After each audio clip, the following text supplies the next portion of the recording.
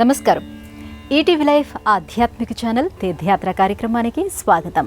అనంతమైన విశ్వ సృష్టికి అంకురార్పణ జరిగిన పరమ పవిత్రమైన ప్రదేశమే కుంభకోణం. అలాంటి ఈ నేలపై ఎన్నో శైవాలయాలు, విశిష్టమైన వైష్ణవాలయాలు వెలుగొందుతున్నాయి.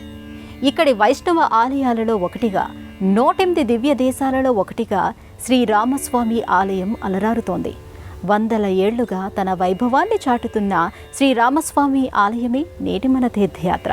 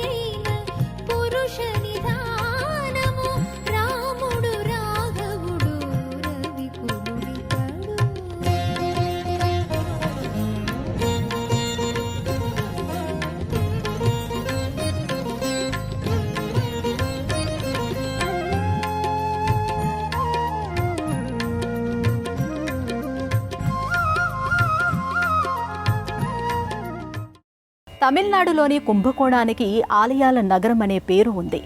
ఇక్కడి శైవాలయాలు, వైష్ణవ ఆలయాలన్నీ కూడా మహామహం కోనేరుతో ముడిపడినవిగా కనిపిస్తాయి. 12 ఏళ్లకు ఒకసారి కుంభమేళా జరిగే ఈ పుణ్యస్థలిలో ప్రతి ఆలయం ప్రాచీనమైనదే, పురాణ సంబంధమైన కథనాలతో ముడిపడినదే. ఆ వరుసలో మనకి కనిపించేది దక్షిణ అయోధ్యగా పిలువబడుతున్నదే శ్రీరామస్వామి ఆలయం.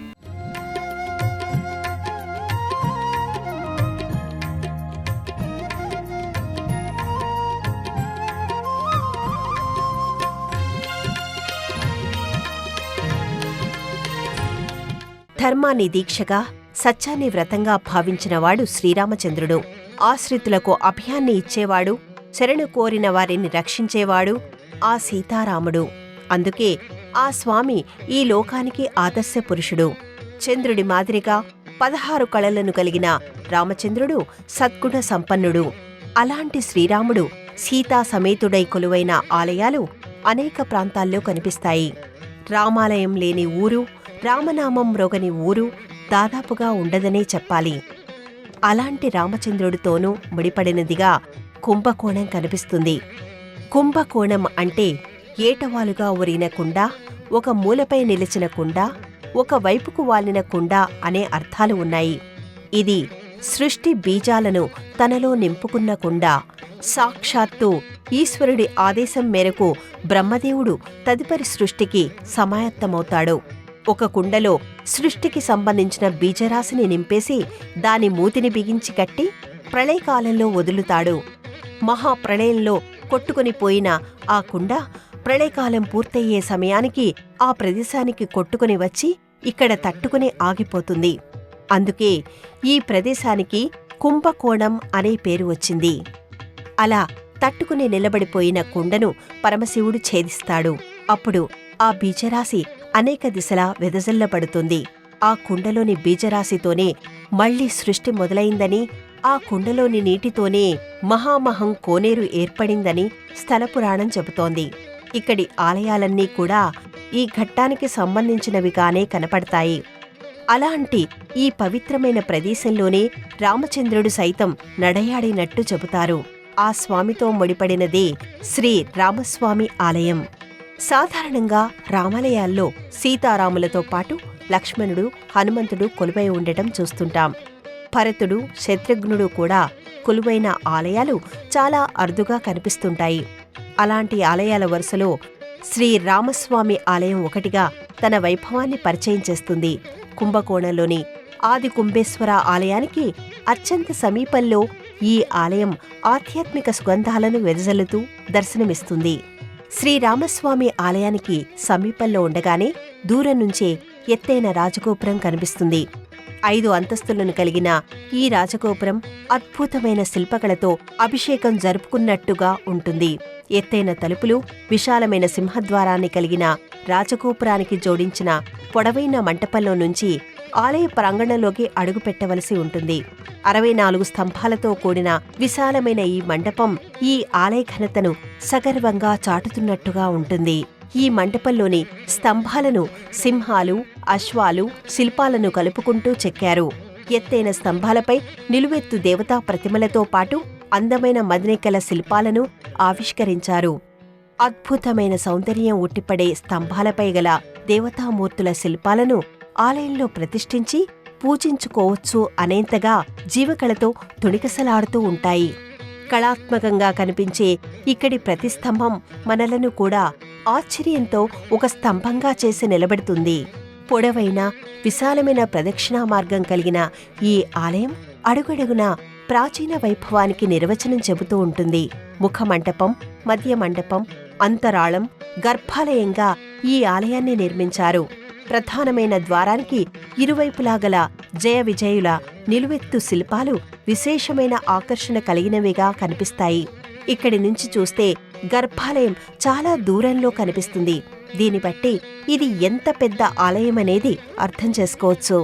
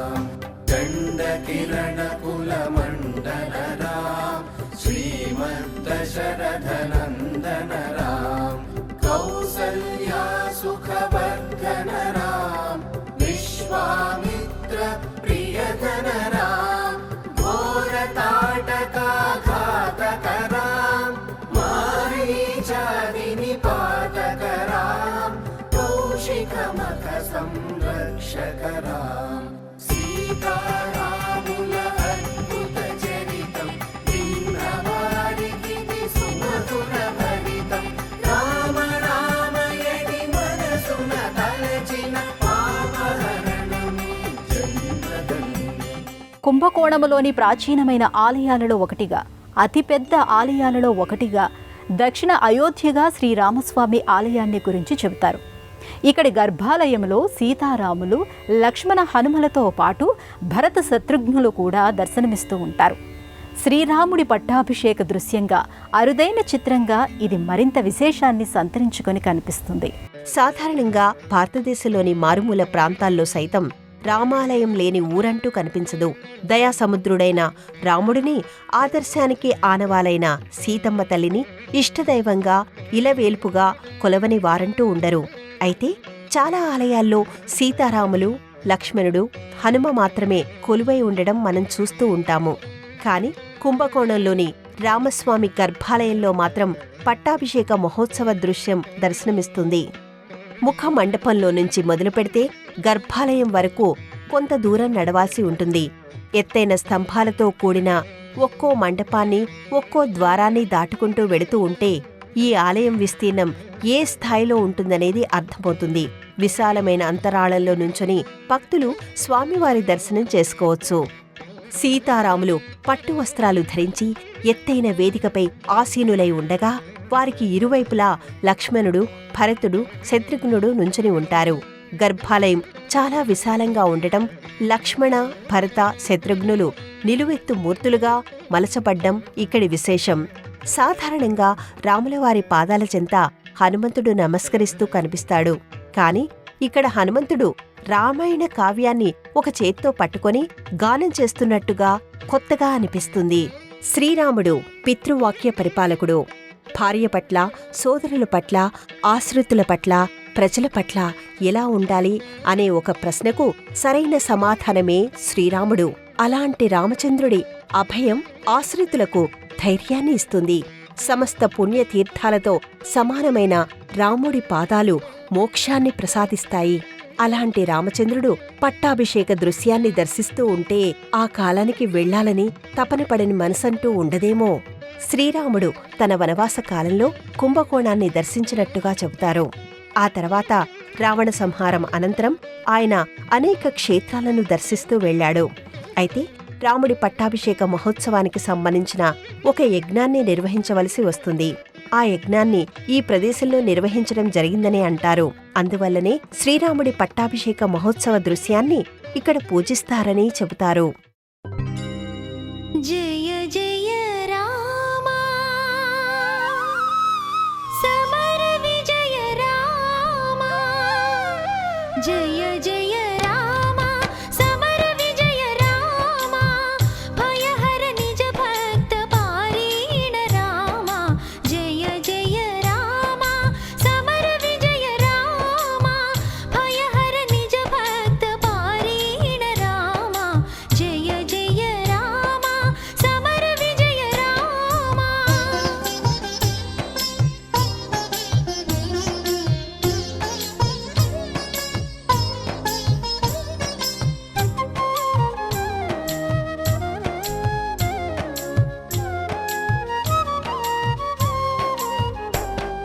కుంభకోణములోని రామస్వామి ఆలయాన్ని దర్శిస్తూ ఉన్నంతసేపు ఈ ఆలయం ఎప్పుడు నిర్మించబడింది, ఎవరు నిర్మించారు అనే ఒక కుతూహలం మనల్ని వెంటాడుతూనే ఉంటుంది. తంజావూరు నాయకరాజులు ఈ ఆలయాన్ని నిర్మించినట్టుగా చరిత్ర చెబుతోంది. ఆధ్యాత్మికపరమైన వారి అంకిత భావానికి నిదర్శనంగా ఈ ఆలయం తరతరాలను తరింపచేస్తూ వస్తోంది.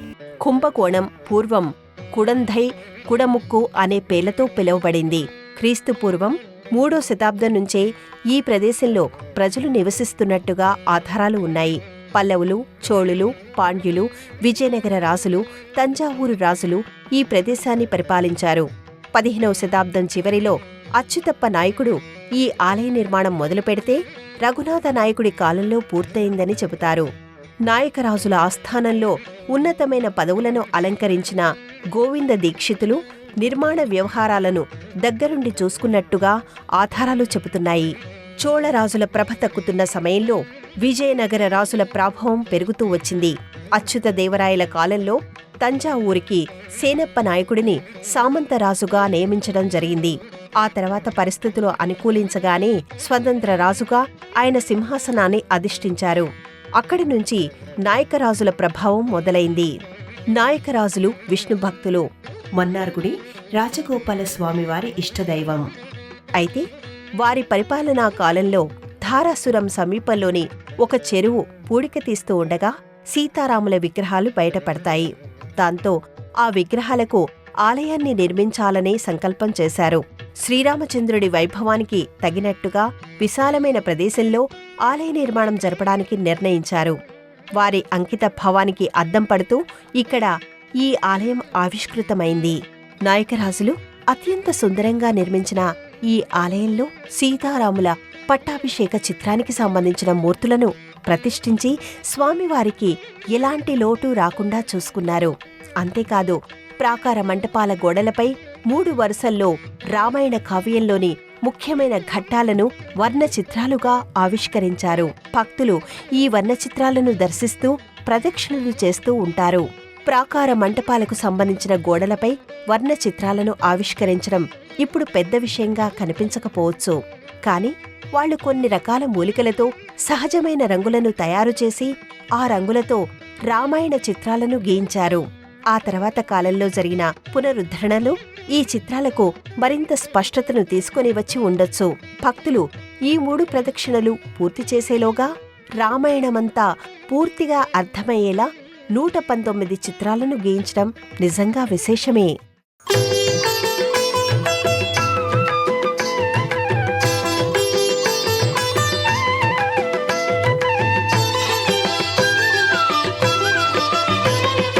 రామ రామ నీదు నామమెంత మధురము, రంజిల్లగ చేయు మనసు ఎంత రమ్యము. రామ రామ నీదు నామమెంత మధురము, రంజిల్లగ చేయు మనసు ఎంత రమ్యము. మధురమైన మకరందము కన్న రమ్యము, మాధుర్యము గ్రోలు భక్త జనులు ధన్యము. మధురమైన మకరందము కన్న రమ్యము, మాధుర్యము గ్రోలు భక్త జనులు ధన్యము. పట్టాభిషేక రాముడు కొలువైన కారణంగా ఈ క్షేత్రాన్ని దక్షిణ అయోధ్యగా పిలుచుకుంటూ ఉంటారు. ఇక్కడి రామస్వామి ఆలయంలో ప్రాచీన కాలంలో ప్రవేశపెట్టిన పూజా విధానాలనే కొనసాగిస్తూ వస్తున్నారు. మాసోత్సవాల మొదలు వార్షిక ఉత్సవాల వరకు వైభవంగా నిర్వహిస్తూ ఉంటారు. ఇక ప్రతి 12 ఏళ్లకి ఒకసారి జరిగే మహామహం ఉత్సవానికి ఈ ఆలయము కూడా అనుసంధానించబడటం విశేషం. శ్రీరామస్వామి ఆలయంలో ప్రతిరోజు 6 వేళల్లో ప్రత్యేకమైన పూజలను నిర్వహిస్తూ ఉంటారు. ఉదయం 8 గంటల నుంచి రాత్రి 9 గంటల వరకు ఈ సేవలను జరుపుతారు. అనునిత్యం స్వామివారికి అభిషేకం, అలంకారం, ఆరతి, నైవేద్యం, వేద పఠనం, నాదస్వరం ఉంటుంది. స్వామివారికి నైవేద్యంగా కట్టు పొంగలి, చక్ర పొంగలి, పెరుగన్నం నివేదిస్తారు. ప్రతి ఏడాది శ్రీరామనవమి ఉత్సవాలు ఘనంగా నిర్వహిస్తారు. ఆ సమయంలో సీతారాములను దర్శించుకోవడానికి పెద్ద సంఖ్యలో భక్తులు తరలివస్తారు. ఇక కుంభమేళా సమయంలో దేశం నలుమూలల నుంచి ఎంతో మంది భక్తులు కుంభకోణం చేరుకుంటారు. ఆ సమయంలో మహామహం ఉత్సవానికి అనుసంధానించబడిన 5 వైష్ణవ ఆలయాల్లో రామస్వామి ఆలయం కూడా కనిపిస్తుంది. రామస్వామి ఆలయం 108 దివ్యదేశాల్లో ఒకటి కావడం వల్ల ఇక్కడ అళ్వార్ల ప్రాధాన్యత కనిపిస్తుంది. అళ్వార్ల సన్నిధానం అందుకు తగినట్టుగా దర్శనమిస్తుంది. ఆ పక్కనే శ్రీనివాస సన్నిధానం, గోపాలన్ సన్నిధానం దగ్గర కూడా భక్తుల సందడి కనిపిస్తుంది. అనునిత్యం ఈ ఆలయం తలుపులను ఉదయం 5 గంటలకు తెరుస్తారు. మధ్యాహ్నం 1 గంటకు మహానైవేద్యం అనంతరం తలుపులను మూస్తారు. తిరిగి సాయంత్రం 5 గంటల నుంచి రాత్రి 9 గంటల వరకు దర్శనానికి అనుమతి ఉంటుంది. దేశంలోని అన్ని ముఖ్యమైన పట్టణాల నుంచి కుంభకోణానికి రైళ్లు, బస్సులు ఉన్నాయి. కుంభకోణంలో దిగిన తర్వాత అక్కడి బస్టాండ్ నుంచి, రైల్వే స్టేషన్ నుంచి ఈ ఆలయానికి చేరుకోవడానికి స్థానిక వాహనాలు అందుబాటులో ఉంటాయి.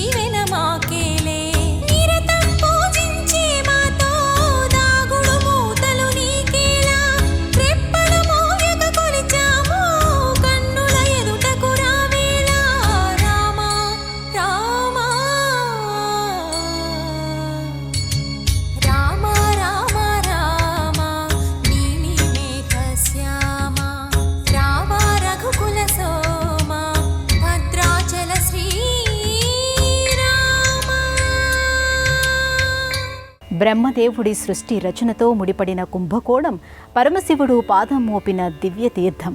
అలాంటి పుణ్యస్థలిలోని శ్రీరామస్వామి ఆలయం ఇతిహాసమైన రామాయణముతోనూ తంజావూరు నాయకరాజులకు సంబంధించిన చరిత్రతోనూ కలిసి కనిపిస్తుంది. కుంభకోణంలోని అతిపెద్ద ఆలయాలలో ఒకటిగా చెప్పుకునే ఈ ఆలయ విశేషాలను గురించి తెలుసుకున్నారు కదా. మరో ఆలయ సందర్శనంతో మళ్ళీ కలుసుకుందాం. అంతవరకు సెలవు. నమస్కారం.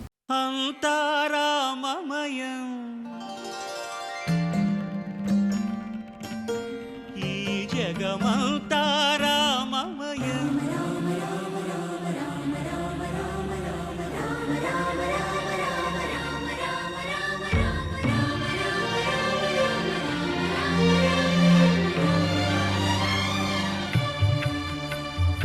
అంతా రామమయం, ఈ జగమంతా రామమయం, అంతా రామమయం, ఈ జగమంతా రామమయం.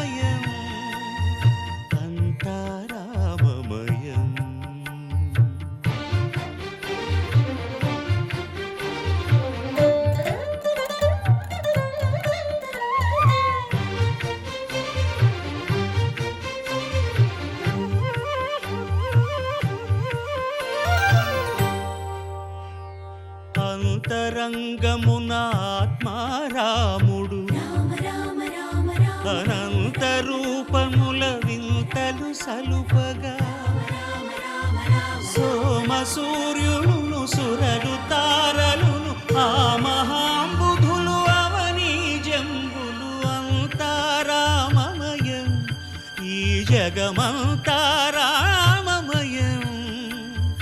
అంతారామమయం.